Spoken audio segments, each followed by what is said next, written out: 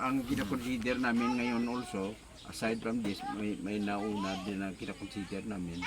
Maganda din ang terms na binigay sa amin. So, nang nakita namin maganda nga. So, we would like to compare. Correct. At Correct. hindi dapat kami magkamali. So, sana, if God willing, kasi ang Panginoon lang ang makaalam nito. Kung talagang kung sa amin, kung hindi, kung doon kami ilagay, doon kami wherever.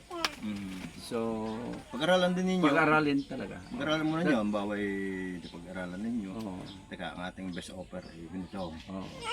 Yun naman yung pag-uusapan pa rin namin. Oo. Kung viable sa amin ang offer. Ngayon sabi naman ninyo ay ganon, parang ibig sabihin, hindi nyo kaya ng cash.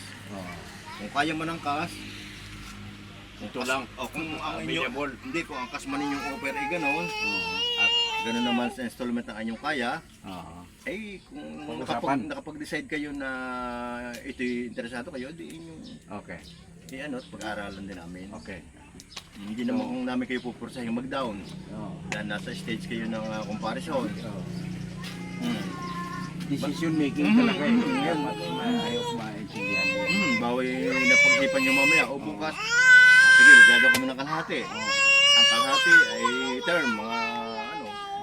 Kasi sa totoo lang, gusto ko matulungan ang aming tiya, yung may sakit. Babol labas, siyempre.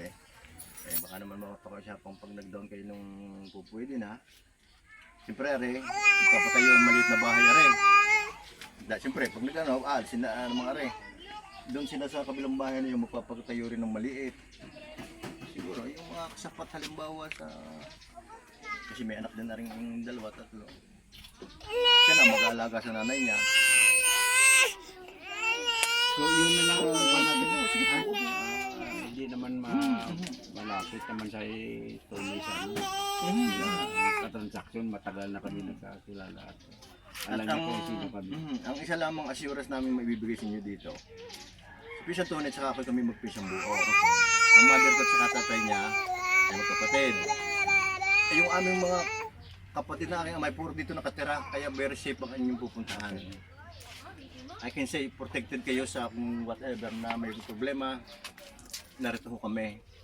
Kasi, Ako pala, excuse me, ako pala ang namamahala sa kay Dunya Adela na lupa dyan sa San Felipe. oh, Ako ang yung administrator kayo? ako ang Ay, ano kayo status? No? ah, Ano kayo status? Pero Bibli pa? hindi. Pinaparindo namin kay Tony Lindong. Okay. Marami kasi mga foreigner na nag-inquire doon.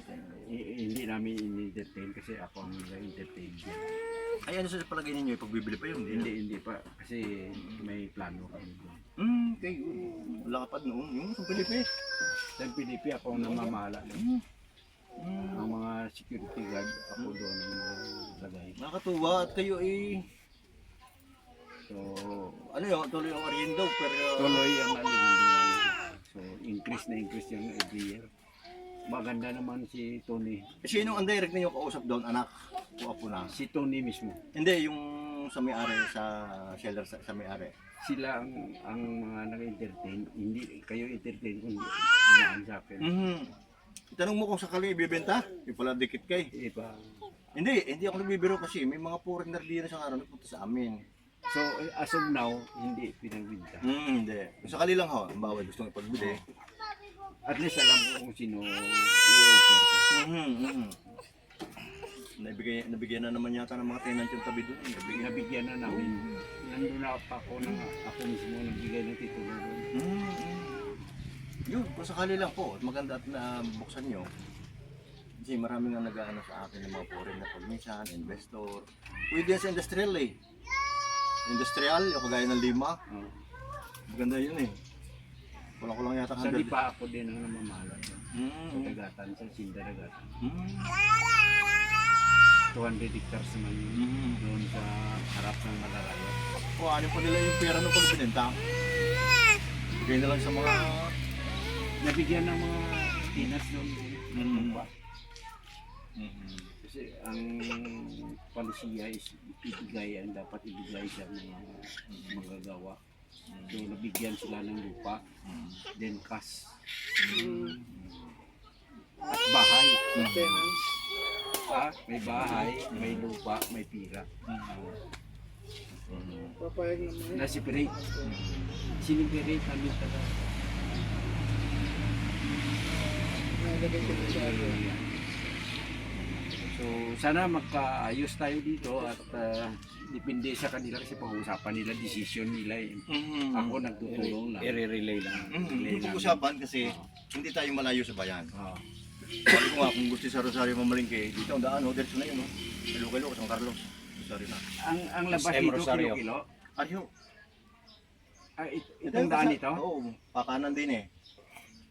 pakilo-kilo papunta doon sa Padigarcia. Oo, San Carlos Balik. na. San Carlos na. Sige, kanta ikot tayo doon para makita niyo. Basta doon sa dulo, bukal yun, at kilo-kilo. Oh. Dead end yan eh. Isang left, isang right. Sa right kayo pupunta. So, ito, concrete din papunta Oo, doon. wala na dito ano. Ang bukal, Concrete na din. hindi kami magkaliwa. Hindi. Kanan lang. Kanan. Kanan lang lahat. Pag kumaliwa kayo, mapunta kayo ng San Jose, sir. O sige. Pagdating sa kilo-kilo, pag kumanan, bayan ng Padre Garcia. Paano Padigarcia? Pag kumaliwa, Rosario. Okay. Para malaman niyo kung... Sige. Wala pa mga traffic. Kung baka mamalingki ka, ay hindi din ako mamalingki sa Rosario. Kung gusto naman niyo yung pinakamalapit na daan, palabas ng papuntang Kilo-Kilo. Pag nakakita kayo ng creek, kakanan na agad kayo. Meron din yung bypass. Meron din dyan, bypass. Kawungan. Kawungan, kilo-kilo. Ganda naman po ang daan. Konkreto lahat. Wala na ditong rough road ngayon. Nagawa na ni Mayor. Ang Mayor dito yung pumunta.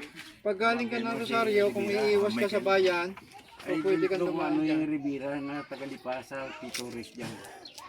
Hindi ko alam kung may relasyon yun doon. Ha? Yung planter.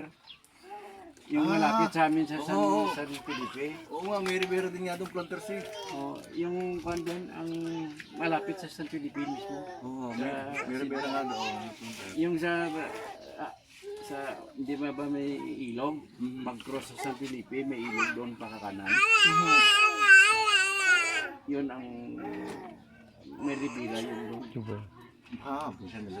Baka si Kuan, yung may-ari ng mga tubuhan. Oo, ang tubuhan. Kasi, Andang naman ang may tubuhan doon Rivera eh. tigali pa nga po yun, yung may Wrangler. Oo, Na pula. pula, oo. Na, Rivera din niya pala yun. yung maraming tubuhan, traktura, truck, ganyan. Kabayad. Rivera na yan. Jaboy. Yung una nang nasa Leader sa kabuuan. mamala yung tubuhan nila. Sige, barangay Banay-Banay, yung property.